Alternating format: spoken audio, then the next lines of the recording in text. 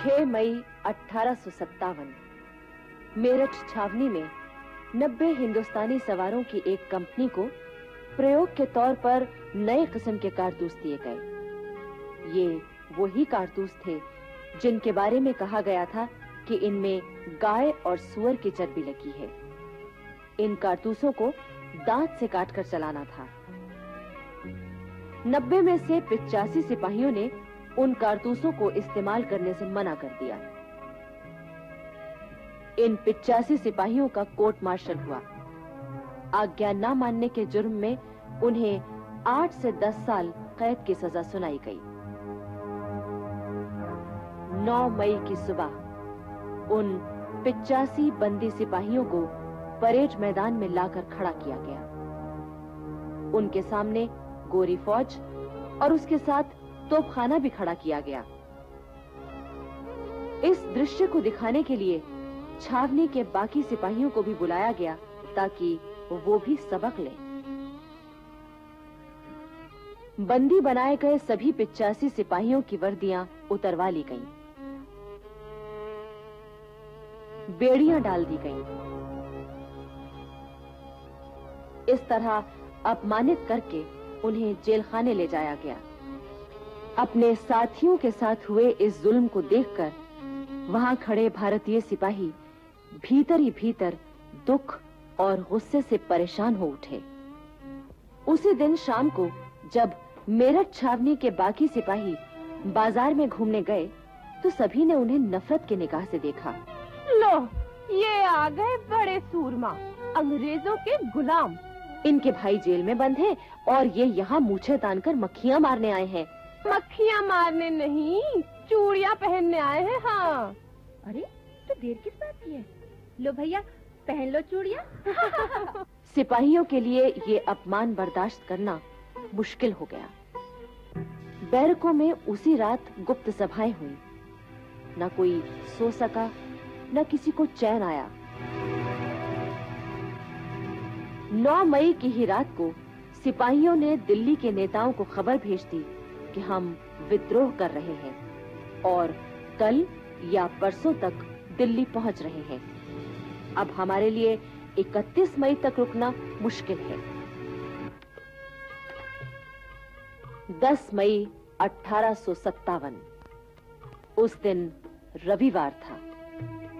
मेरठ शहर के अंदर नगर निवासी और हजारों हथियारबंद ग्रामवासी इकट्ठा हो रहे थे। उधर छावनी में वो सुबह आई जिसका क्रांतिकारी सिपाही सारी रात बेताबी से इंतजार करते रहे थे। उनका दल सबसे पहले जेलखाने की ओर बढ़ा। उन्होंने जेल की दीवार तोड़ दी और जेल में घुस गए। उन्होंने बंदी बनाए सिपाहियों की बेड़ियां काट दी और उन्हें मुक्त किया। जेल के जेलर भी क्रांतिकारियों से मिल गए थे। उन्होंने न तो कोई विरोध किया और न अंग्रेज अफसरों को खबर ही दी। इसके बाद सारे क्रांतिकारी सिपाही अंग्रेजों का खात्मा करने के लिए दौड़ पड़े। हिंदू, मुसलमान, पैदल, सवार और तोपखाने के सिपाही सभी विद्रोही हो उठे।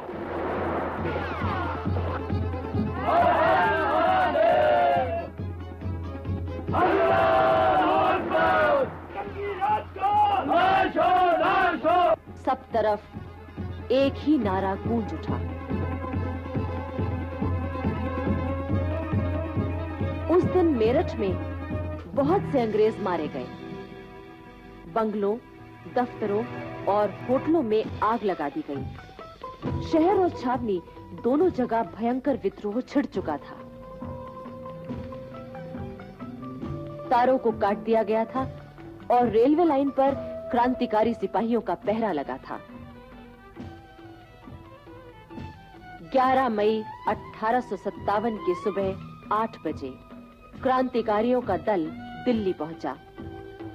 वे 10 तारीख की रात को ही मेरठ से चल दिए थे। दिल्ली के क्रांतिकारी नेताओं को तो उनके आने की खबर थी, लेकिन अंग्रेज अफसरों को कुछ भी पता नहीं था। जैसे ही अंग्रेज फौजी अफसर कर्नल रिपले को खबर मिली वो 54 नंबर देसी पलटन को लेकर मुकाबले के लिए आगे बढ़ा। अपने भारतीय सिपाहियों को मुकाबले में देखकर मेरठ के क्रांतिकारियों ने हर हर महादेव, अल्लाह अकबर, अंग्रेजी राज का नाश हो, बहादुर शाह जफर की जय ऐसे नारे लगाए। अपने सामने खड़े आजादी के दीवाने सिपाहियों को देखकर 54 नंबर पलटन के दिल में भी राष्ट्रीयता जाग उठी। वे मेरठ के सिपाहियों से लड़ने की बजाय गले मिलने लगे। कर्नल रिप्ले ये देखकर घबरा गया। वो भागना चाहता था, पर क्रांतिकारी सिपाहियों ने उसे मार दिया। अब दिल्ली और मेरठ के क्रांतिकारी सिपाहियों ने कश्मीरी दरवाजे से दिल्ली में प्रवेश किया। उधर बहादुर शाह जफर और बेगम जीनत महल ने सोचा कि अब 31 मई तक इंतजार करना ठीक ना होगा। अगर अंग्रेजों को मौका मिल गया तो वो क्रांति को दबा देंगे। शाम तक मेरठ की पैदल सेना और तोपखाना भी दिल्ली पहुंच गया। लाल किले में पहुंचकर क्रांतिकारी सेना ने बहादुर शाह जफर के नाम 21 तोपों की सलामी दी।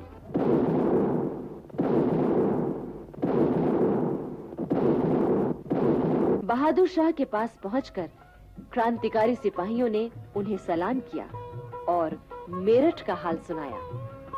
मेरा खजाना खत्म हो चुका है, मैं आप लोगों को तनख्वाहें कहां से दूंगा? हम लोग हिंदुस्तान भर के अंग्रेजी खजाने ला लाकर आपके कदमों में डाल देंगे।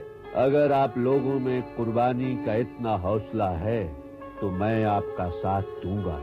वैसे आप जानते हैं कि मैं बूढ़ा और कमजोर हूँ, इसलिए आपको अपना रहनुमा तो चुनना ही होगा। बहादुर शाह जफर की जय! बहादुर शाह जफर की जय!